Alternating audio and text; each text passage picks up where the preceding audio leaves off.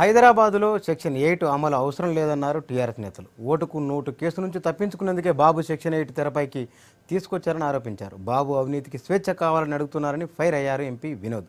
హైదరాబాదులో ఎలాంటి విద్వేషపూరిత వాతావరణం లేదన్నారు. ఏపీ మంత్రులు సెక్షన్ 8పై అవగాహన లేకుండా మాట్లాడుతున్నారని మండిపడ్డారు వినోద్. ముఖ్యంగా హైదరాబాద్ నగరంలో సెక్షన్ 8ని ఇన్వోక్ చేసే పరిస్థితి లేదు.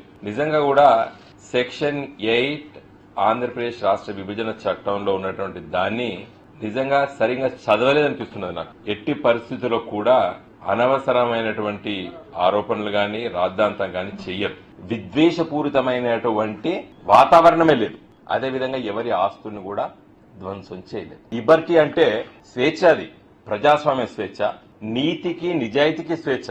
చంద్రబాబు నాయుడు గారికి నిజంగా ఇన్వాల్వ్ లేకపోతే అంత ఫ్రస్ట్రేషన్ ఎందుకు? మంత్రులకు గాని చంద్రబాబు నాయుడుకి గాని ఆ ప్రభుత్వానికి గాని అంత ఫ్రస్ట్రేషన్ ఎందుకో ఎవరికి అర్థం కావటం లేదు. జూన్ 2వ తారీఖు నాడు తెలంగాణ రాష్ట్రం ఏర్పడ్డది. సంవత్సర కాలం అయింది. సంవత్సరం కాలంలో గతంలో కన్నా ఎక్కువగా శాంతి భద్రత సమస్య ఎక్కడ తలెత్తలేదు. ఎక్కడ ఇతర ప్రాంతాల నుంచి వచ్చిన ఆంధ్ర ప్రాంతం నుంచి వారు గాని ఇతర ప్రాంతం వచ్చిన వారి మీద ఎక్కడ అటాక్స్ కాలేదు.